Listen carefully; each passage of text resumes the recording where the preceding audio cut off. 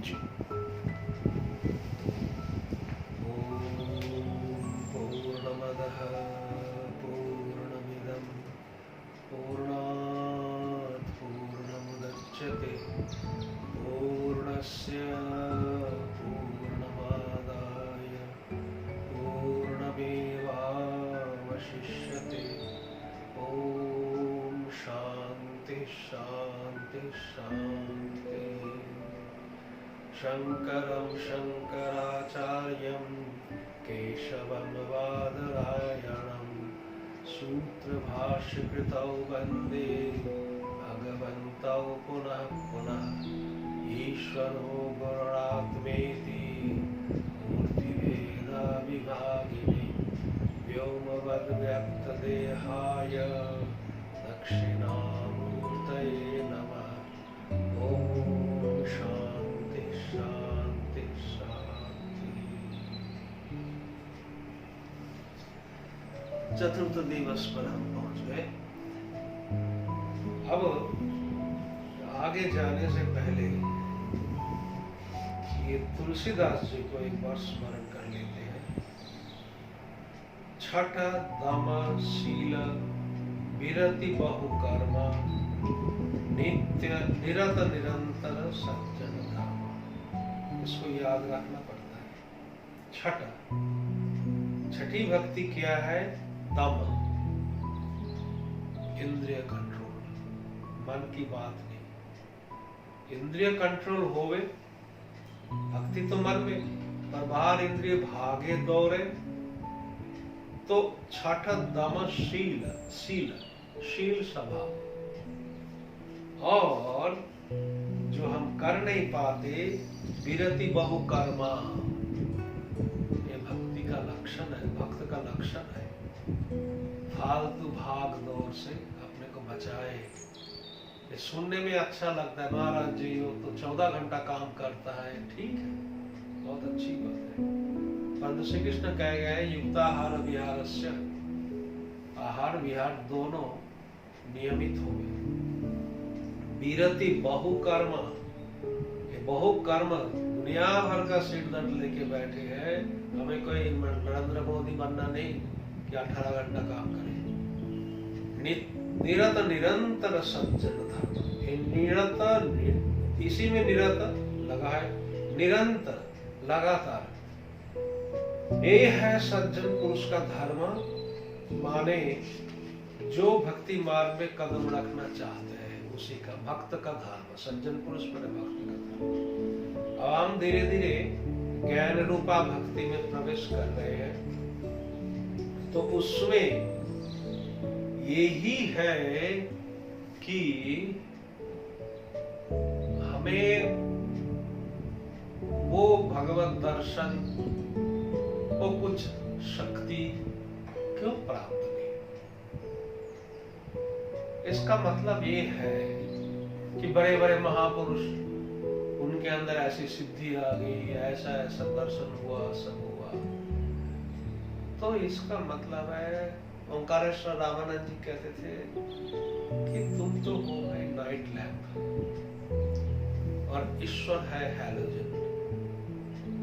तो एक night lamp में जो प्रकाश आना है उतना ही प्रकाश भगवान ने तुमको दिया, और हैलोजन में जो प्रकाश है वो प्रकाश भगवान में है। इसलिए भगवान सर्वज्ञ है और तुम अल्पज्ञ हो, इसमें कोई दोष नहीं है। और जो नाइट लैंप पे अगर वही करंट आ जाए तो बस्ट हो जाएगा, संभव ही नहीं। तो ईश्वर को हैलोजन के समान रखो और साधक को नाइट लैंप के बराबर रखो। परंतु बिजली तो एक है, विद्युत एक है, विद्युत में एकता है, समता है, पर हैलोजन और नाइट लैंप में विषमता है। स्वरूप में तो समता है, व्यवहार में विषमता है। ये कभी मिल मिलाप करने का प्रयास ही नहीं करना। क्यों? विद्युत एक है, विद्युत में समता है। इसी प्रकार अपना जो ईश्वर और जीव ये दोनों में विषमता है, अनेकता है। तो व्यवहार में विषमता, स्वरूप में एकता, ये जान के फिर आगे भक्ति में कदम रखना पड़ता है। अब भक्ति 3 प्रकार से कहा जाता है। कैसे?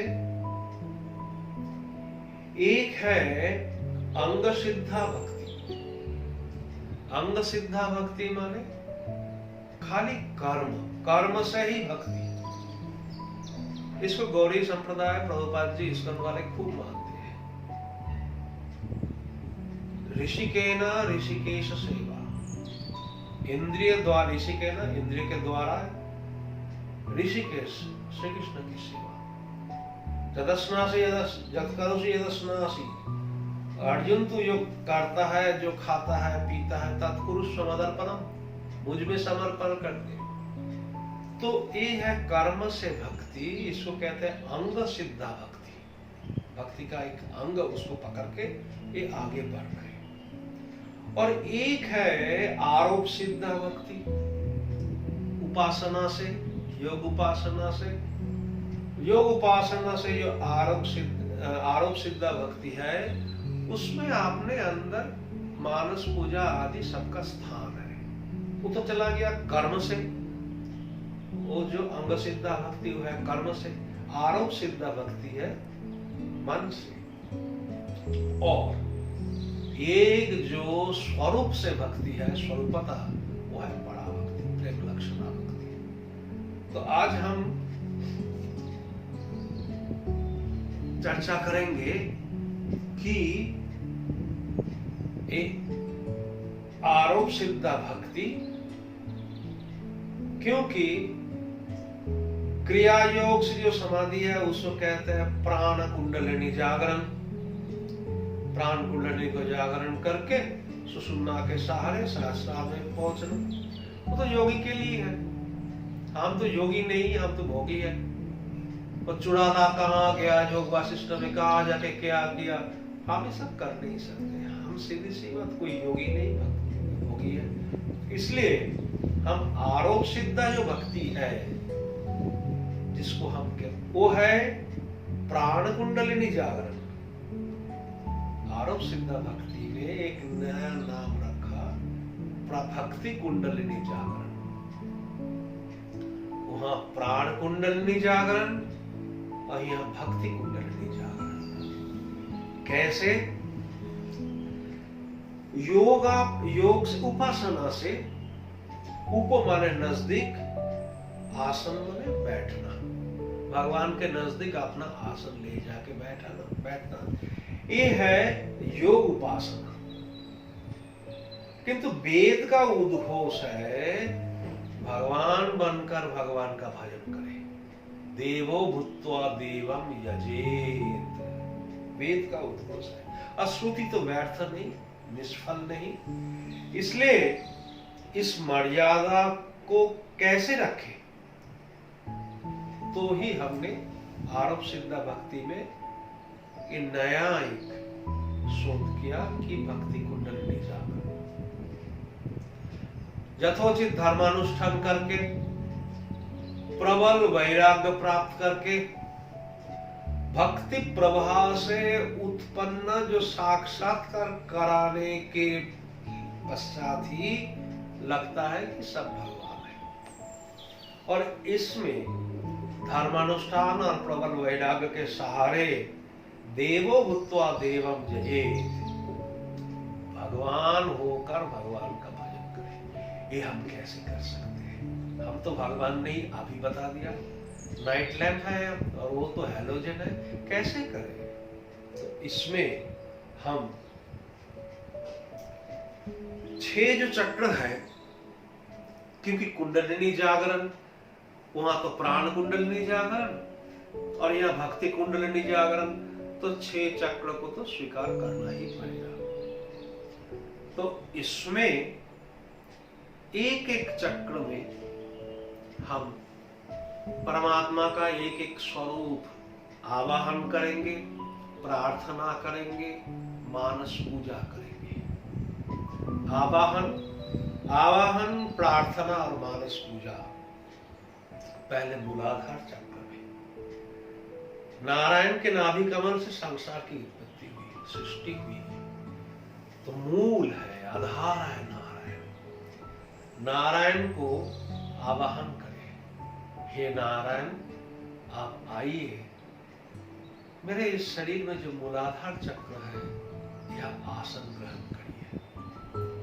मैं आपसे यही प्रार्थना करता हूं नारायण कि जैसे आपने नाभि कमल से ब्रह्मा को उत्पन्न करके ब्रह्मा जी ने सृष्टि की, संपूर्ण सृष्टि के पीछे मूल है, आधार है आप, ऐसे ही आप मेरे मूलाधार चक्र में बैठकर मुझे धारण करें। अरे योग सूत्र का एक सूत्र भी है, अनंत समापत्ति, माने जैसे मैंने वहां तो नारायण छोड़ के शेषनाग के ऊपर रखा कि शेषनाग अनंत नाग के ऊपर मैं बैठा हूं। अनंत नाग अगर थोड़ा बहुत हिले तो दुनिया हिल जाएगी, अनर्थ हो जाएगा। इसी प्रकार यहाँ भी इस कल्पना करे, मैं तो मूलाधार चक्र में नारायण को स्थापित किया, वो मुझे धारण करे। मूलाधार के बाद स्वाधिष्ठान चक्र, मूलाधार गुदांचल में, गुदास्थान में, उससे ठीक ऊपर गुदा और नाभि के बीच में है स्वाधिष्ठान चक्र। तो वहां स्वाधिष्ठान चक्र में नारायण तो मूलाधार में है।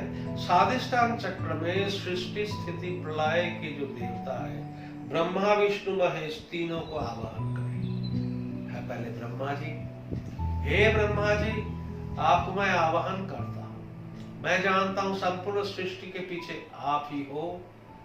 तो हे ब्रह्मा मेरे अंदर संपूर्णतया सात्विक गुणों की सृष्टि कर दो, वृद्धि कर दो, उसको स्थापित कर दो। सात्विक गुण से मैं परिपूर्ण हो जाओ। हे सृष्टिकर्ता ब्रह्मा जी मैं आपको आवाहन करता हूँ, आप आसन ग्रहण करिए स्वाधिष्ठान चक्र में। और उसके बाद जिस तरह आसन ग्रहण करने के बाद नारायण की पूजा की, ऐसे ब्रह्मा जी की भी मानस पूजा करके पुष्पार्घ्य अर्पण करना चाहिए। उसके बाद विष्णु, चतुर्भुज विष्णु को आवाहन करके, हे पालन करता विष्णु मैं आपको आवाहन करता हूं, आप आइए स्वाधिष्ठान चक्र में आसन ग्रहण कीजिए।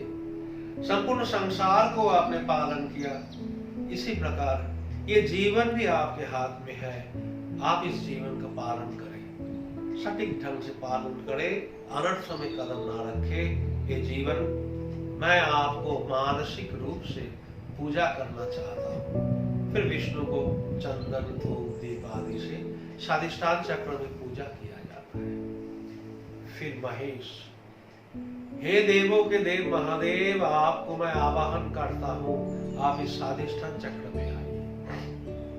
हमने सुना है प्रलय काल में आप संहार कर देते हैं, हे प्रभु कृपा करें और मेरे अंदर जो अवगुण है वो सब अवगुण को आप संहार कर दीजिए।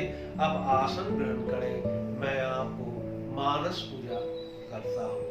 बिल्वपत्र आदि के सहारे, गंगा जल के सहारे शंकर भगवान की मानस पूजा करें। तो तीनों देव आप स्वाधिष्ठान चक्र में, ब्रह्मा विष्णु महेश तीनों आ गए। इससे ऊपर नाभि स्थान में मणिपुर चक्र है। मणिपुर चक्र में जो मनुष्य रूपधारी अवतार नहीं हुए उनको आवाहन करें। पहले मत्स्य अवतार, हे मत्स्य अवतार मैं आपको आवाहन करता हूं, आप आइए इस मणिपुर चक्र में, नाभि देश में आप यहाँ आसन ग्रहण करिए। हे मत्स्य अवतार जैसे आपने प्रलय काल में इस संसार की रक्षा की, आपने मणु को लेके नाव में बांध के संसार से रक्षा की, ऐसे ही मैं एक महाप्रलय में संसार में पड़ा हुआ, मुझे भी यहाँ से रक्षा करें। हे मत्स्य अवतार मैं आपको मानस पूजा करता हूँ। तो आवाहन प्रार्थना के बाद मानस पूजा करके फिर कुर्मावतार को आवाहन करें। हे कुर्मावतार मैं आपको आवाहन करता हूँ, आप आइए मणिपुर चक्र में आसन ग्रहण करें। हे कुर्मावतार, हमने सुना है समुद्र मंथन के समय आपने कुर्म रूप धारण करके आपके पीठ के ऊपर वो मथनी को रख के मंथन में सहायता की। इसी प्रकार मेरे इस जीवन में आप परमार्थ मंथन करने के लिए आप आधार बने और मुझे सहायता करें, ताकि परमार्थ का मंथन इसी जन्म में हो जाए। मैं आपको मानसिक पूजा करता हूँ। कुर्मावतार को मानसिक पूजा करके आप शुक्र रूपी वराह अवतार को आवाहन करें। हे वराह अवतार, आप आइए, मणिपुर चक्र में आसन ग्रहण कीजिए। मैं आपको आवाहन करता हूँ, आप आइए। और मैं आपसे प्रार्थना करता हूँ, हमने सुना है ये डूबती हुई धरती को आपने उद्धार किया और चारों वेदों की रक्षा की। हे वराह अवतार, आप कृपा करें, मुझे ये संसार में डूबता हुआ जो मैं हूँ, मुझे उद्धार करें, यहाँ से बचाइए। वराह अवतार को मानसिक पूजा करनी चाहिए। उसके बाद नृसिंह अवतार आवाहन करें। हे नृसिंह अवतार, आप आइए, मेरे मणिपुर चक्र में स्थान ग्रहण करें। प्रार्थना यही है, हमने सुना है आपने एक हिरण्यकश्यप को मार डाला। हे भगवान, मैं तो 6 हिरण्यकश्यप लेके जी रहा हूं। काम, क्रोध, लोभ, मोह, मद, मात्सर्य, 6 हिरण्यकश्यप को लेके मैं जी रहा हूं। आप इन हिरण्यकश्यप को मार कर मुझे रक्षा करें। तो इसी प्रकार जो 4 पहले तो नारायण 1 हो गए मूलाधार में, स्वाधिष्ठान में 3 हो गए ब्रह्मा विष्णु महेश, फिर मणिपुर चक्र में 4 जो फिर मणिपुर चक्र में जो 4 मनुष्य शरीरधारी अवतार नहीं हुए, उनको आवाहन करके पूजा करें। अब मणिपुर चक्र से ऊपर हृदय में अनाहत चक्र, यहाँ जो मनुष्य शरीरधारी प्रथम 4 अवतार हुए, उनको आवाहन करें। सबसे पहले हे वामन अवतार, मनुष्य शरीरधारी आप प्रथम अवतार हुए, मैं आपको आवाहन करता हूं, आप आइए मेरे हृदय में अनाहत चक्र में स्थान ग्रहण करें। हे वामन अवतार, आपने तो बड़ी कृपा करके राजा बलि का अहंकार खत्म कर दिया। मैं अपने अहंकार से ग्रस्त हूं और दुखी हूं। कृपया जैसे आपने बलि का अहंकार छीन लिया, हे वामन अवतार, मेरा ये अहंकार ये भी आप छीन लो, नष्ट कर दो। मेरे सिर के ऊपर पैर रखो, मैं आपको मानसिक पूजा करता हूँ। वामन अवतार को मानसिक पूजा की। फिर राम अवतार, हे भगवान राम, आप आइए, आप अनाहत चक्र में मेरे हृदय में स्थान ग्रहण करें। और हे राम, इतना आपसे विनती है, प्रार्थना है कि आपको सब मर्यादा पुरुषोत्तम कहते हैं। हे राम, आप इतना ध्यान रखें, इतनी कृपा करें, मैं मर्यादा से बाहर एक कदम भी ना रखूं। इतनी कृपा आपके द्वारा हो जाए, यही बहुत है। मैं आपको मानसिक पूजा करता हूं। उसके बाद कृष्ण अवतार, हे ठाकुर, तुम सबके प्रिय हो, मैं तुमको आवाहन करता हूं, दिल में आ जाओ, अनाहत चक्र में स्थान ग्रहण करो। ठाकुर, एक ही प्रार्थना है कृष्ण, जैसे तुमने सारथी बन के अर्जुन का रथ खींचा, ऐसे ही मेरे लिए सारथी बनो और एक जीवन रथ खींच के ले जाओ अंत काल तक। ये होने के बाद फिर चतुर्थ जो अवतार है उनको हम मानते हैं, बुद्ध अवतार। हे बुद्ध, भगवान बुद्ध, आपको आह्वान करता हूं, आप भी आ जाओ, मेरे हृदय में वास करो। ये संसार मिथ्या है, सर्वम दुखम सर्वम क्षणिकम, ये आपसे सीखा, परंतु आपसे जो सबसे जरूरी बात, जरूरी उपदेश ग्रहण किया वो है अहिंसा परमो धर्म। मेरे शरीर से, वाणी से, मन से कभी किसी के प्रति हिंसा ना होवे, एक कृपा करो हे बुद्ध अवतार। इतने करने के बाद हृदय में जब आ जाता है, अनाहत चक्र में जब कोई प्रवेश कर जाता है, तब साधना शुरू होती है। उससे पहले साधना शुरू होती नहीं ठीक से। जब अनाहत चक्र में आने के बाद आप गले में आ गए विशुद्ध चक्र में। विशुद्ध चक्र में जितने वैष्णवाचार्य हैं सबको आह्वान करें, हे रामानुजाचार्य, हे वल्लभाचार्य, हे मध्वाचार्य, हे चैतन्य महाप्रभु, आप सब के सब मेरे कंठ में वास करो। मैं आवाहन करता हूँ कंठ में विशुद्ध चक्र में वास करो। जैसे आप सब सारा जीवन भगवान की स्तुति करके चले गए, मेरा ये कंठ भी भगवान की स्तुति करे, संसार की स्तुति निंदा से दूर रहे। ऐसे करके सब वैष्णवाचार्य को गले में विशुद्ध चक्र में आवाहन करके मानस पूजा करना चाहिए।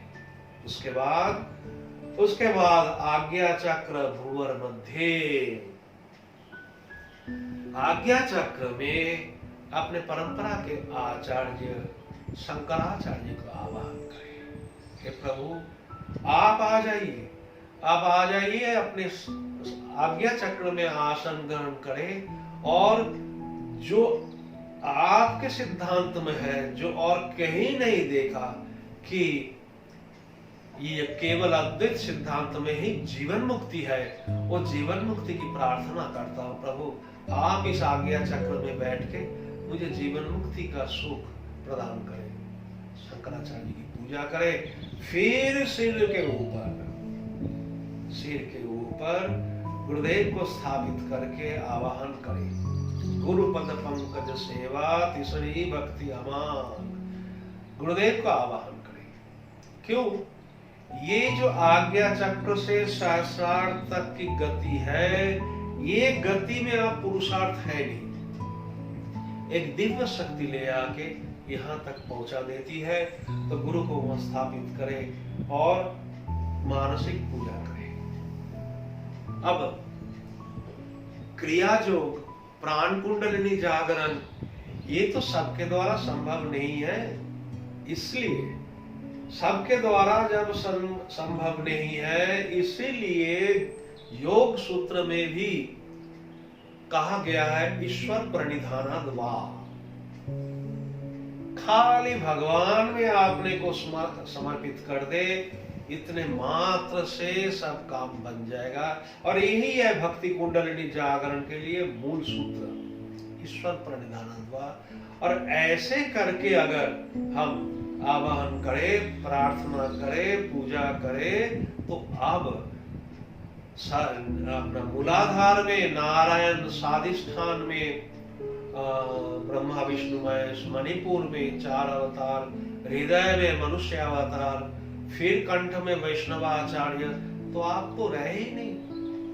देवो भूत्वा देवं जयेत्, देवता होकर देवता की पूजा करें। ऐसे एक बार भक्ति कुंडलिनी जागरण करके कोई अगर भगवत स्मरण में बैठे तो भगवत स्मरण सार्थक हो जाता है। इसलिए श्रवणम कीर्तनम विष्णु अर्चनम पाद सेवनम, स्मरणम, श्रवणम कीर्तनम फिर स्मरण, श्रवणम कीर्तनम विष्णु स्मरणम पाद सेवनम। इस प्रकार से कोई स्मरण करे तो फिर पाद सेवन करे। अच्छा, तो कहते हैं स्मरण करने मात्र से ही काम बन जाएगा? कहते हैं हाँ, स्मरण करने मात्र से ही काम बन जाएगा। क्यों? जो गीता में कहा गया है, तो मैं जठराग्नि बनकर सब कुछ खाता पीता पचाता हूं। कोई इस प्रकार से अगर भगवान को स्मरण कर ले, स्मरण करने मात्र से, शंकराचार्य कहते हैं अन्न दोष लेपो ना भवति, अन्न दोष नहीं होगा। उसके खान पान में जो अन्न दोष हो जाए वो भी भगवान के स्मरण से। अहम वैश्वानरो भूत्वा प्राणिनां देहमाश्रिता, ये भगवान ने जो कहा मैं सबके जठराग्नि में बैठ के अन्न पचाता हूँ, ये स्मरण करके ही कोई अगर अन्न ग्रहण करे तो अन्न का दोष नहीं रहेगा। नहीं तो अन्न का दोष बहुत जबरदस्त है, कोई कल्पना नहीं कर सकता। एक प्रसिद्ध घटना है, वृंदावन में संत बड़े अच्छे भजन आनंदी थे, स्वापापी थे, अपने हाथ से भोजन बना के घर में जो ठाकुर जी है अर्पण करके खाते थे। अब उनकी प्रसिद्धि बहुत हो गई।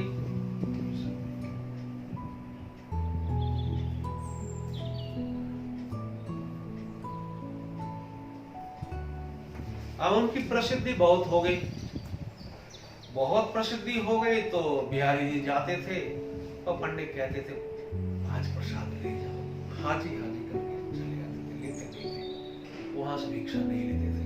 घर में कुटिया में आके स्वपाक अपने हाथों से भोजन बना के भगवान का अर्पण करके। एक बार किसी पर्व में बिहारी जी गए, 56 प्रकार भोग लगाया, परिचित है सब, तो जबरदस्ती करने लगे।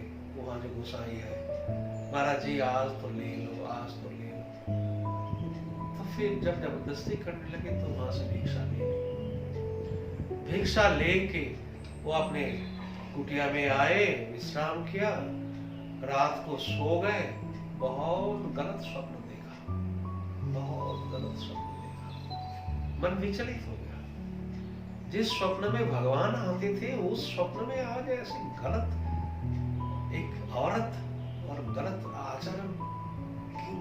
बहुत दुखी हो गए, बहुत दुखी हो गए। सुबह उठ के यमुना स्नान करके भगवान की आराधना करके ध्यान में बैठे, पर मन में वही घूमे कि एक गलत स्वप्न मैंने क्यों देखा। सोचते सोचते सोचते सोचते ठाकुर जी प्रकट होते थे उनके सामने, प्रकट हो गए। कल तूने कहां भोजन पाया? का बिहारी जी, क्यों अपने हाथों से भोजन बना के मेरे को अर्पण नहीं किया हुआ? का वो भी तो आपका ही प्रसाद है।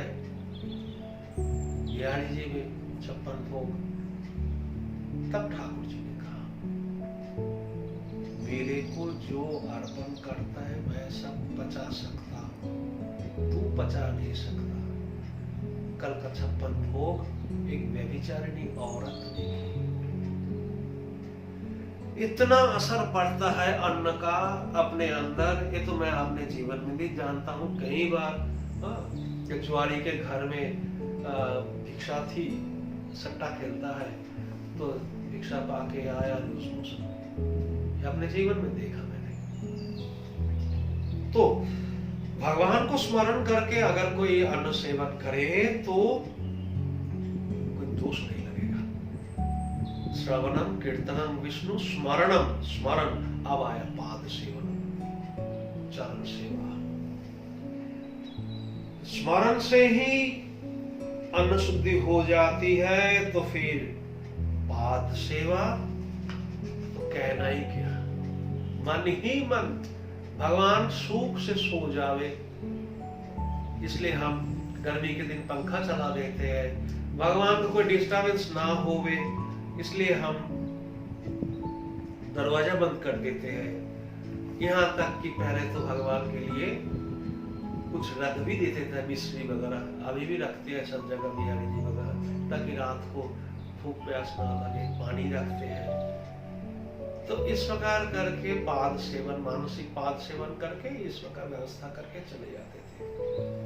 और पहुंचे हुए हमारे जो आचार्य है, खास करके रामानुज आचार्य, वो तो विष्णुकांची में वरदराज भगवान आरती के बाद प्रकट होते थे और वो चरण सेवा करते थे।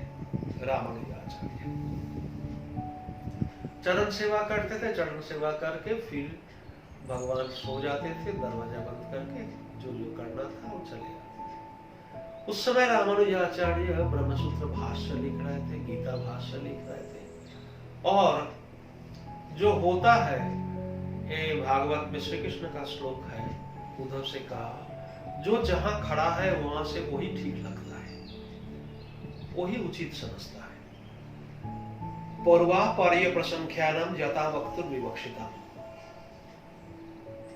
आगे पीछे सोच के व्यक्ति जो देखता है, जो अनुभव करता है, उसी की व्याख्या करता है। इस एक श्लोक के ऊपर अखंडानंद जी महाराज 11 साल विचार किया, फिर एकादश स्कंद में लिखा, देख लेना कभी। तो रामानुजाचार्य भी जहां खड़े थे, नित्य भगवान का दर्शन, भगवान में डूबे रहते थे, तो उन्होंने अच्छी तरह से ब्रह्मसूत्र भाष्य, गीता भाष्य लिखना शुरू कर। एक दिन भगवान का चरण सेवा करते करते भगवान की चरण सेवा अचानक देखा भगवान के दिव्य शरीर में, नारायण के दिव्य शरीर में घाव, जगह जगह घाव, फफोले पड़ गए, घाव पूरा फुंसी, चकित हो गए। ये क्या हुआ भगवान, ये कैसे हो गया? दिव्य शरीर में घाव, फफोले, ये तो कभी कल्पना ही नहीं किया। किसने किया? तुमने ही तो किया रामानुज। तुमने? मैंने किया? मैं तो प्रभु आपकी सेवा में चंदन लेप करता हूं, मैं घाव कैसे बना दूं? रामानुज, तुमने शंकराचार्य को खंडन किया ना, वो भी तो मेरा ही है, वो भी तो मेरा ही है, तो तुमने उसको खंडन किया, वो जो कलम चलाई उससे घाव बने। भगवान ना होते तो आज शंकर सिद्धांत टिकना मुश्किल था। चार वैष्णवाचार्य इस ढंग से खंडन कर रहे थे। तो चतुर्थी भक्ति है पाद सेवनम, और इसके साथ अष्टम भक्ति को लगा दीजिए, सपनेहु नहीं देख ही पर दूसरा। ये जो दिन रात दूसरों की निंदा करते हैं और कहते हैं मैं भक्तराज हूं, झूठ। भगवान को तो छोड़ो, अपने को भी धोखा दे रहे। क्यों? सपनेहु नाही देख ही पर दोषा, ये भक्ति का मार्ग है। रामानुजाचार्य तक शंकराचार्य में दोष देख के खंडन करना शुरू कर दिया, उसका प्रतिकार भगवान खुद किया। तुमको कौन प्रतिकार करेगा? स्वयं करें। इसलिए भगवान ने कहा एकादश स्कंद में, पर स्वभाव कर्माणि ना प्रशंसेत ना गर्हयेत। किसी का स्वभाव, किसी का कर्म प्रशंसा भी ना करे, निंदा भी ना करे। गुरु जी कहते थे निंदो मत, सराहना पड़ेगा। किसी की निंदा नहीं करना, हो सकता है कि एक दिन स्तुति करनी पड़े, तो स्तुति करे, सराह मत, निंदना पड़ेगा। हो सकता है इसके दिन उसी की निंदा करना पड़े। परस्वाभाविक स्वभाव कर्माणि ना प्रशंसेत ना गर्हयेत, विश्वम एकात्मकम पश्यन्त प्रकृत्या पुरुषेण च। किसी का स्वभाव, किसी का कर्म ना प्रशंसा करे ना निंदा करे, विश्वम एकात्मकम पश्यन्त, सारा संसार एकात्मक जानकर। एकात्मक कैसे? प्रकृति और पुरुष से व्याप्त है, और क्या? दो ही तो है ना? द्वौ पदार्थो आत्मानात्मानं च। संसार में दो ही पदार्थ है, आत्मा और अनात्मा। वो क्या है? अहम और इदम,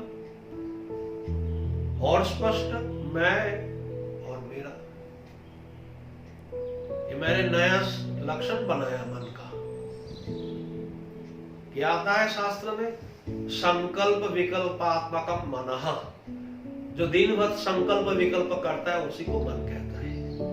ठीक है? संकल्प विकल्पात्मकम मनः, ये तर्क शास्त्र में खास करके आता है। दिन भर ये करे कि ना वो करे, ये संकल्प विकल्पात्मक बुद्धि है मन। मैं नया लक्षण ये बनाया कि अहम और इदम, ये दोनों के बीच में जो कॉन्फ्लिक्ट है उसको कहते हैं मन। मैं और मेरा के बीच में जो द्वंद्व है उसको कहते हैं मन। इसको अच्छी तरह से समझे। अगर कोई इसे ना समझे कि दो ही चीज है संसार में, और उसी को भागवत में श्री कृष्ण कह रहे हैं प्रकृति और पुरुष। आई नॉट आई पुरुष, नॉट आई प्रकृति। संपूर्ण संसार को इस तरह से देखे तो किसी प्रकार कोई झंझट नहीं। अगर नहीं देख सकते हो तो गिरोगे। सा आशु भ्रष्यते स्वार्थात्। आशु माने तत्काल, भ्रष्यते गिरते हैं, भ्रष्ट हो जाते हैं। स्वार्थात्, स्वार्थ क्या है? परमार्थ, परमार्थ में आगे बढ़ना चाहता, परमार्थ ही उसके लिए स्वार्थ है। जीवन में एक ही स्वार्थ होना चाहिए, मेरी पारमार्थिक उन्नति हो। इस स्वार्थ में कोई दोष नहीं है। उस स्वार्थ से वो गिर जाता है। असति अभिनिवेशता, असत वस्तु में जो बिल्कुल उपेक्षणीय है, उपेक्षा करना चाहिए, उसी में दुराग्रह करके बैठा है, कुछ नहीं होता। इसलिए इससे बचने के लिए किसी में दोष नहीं देखना, ये बड़ी साधना है। सपने हो ना ही देख ही पर दोष। आज यहाँ तक, कल फिर पंचम दिवस की कथा होगी। पूर्णमदः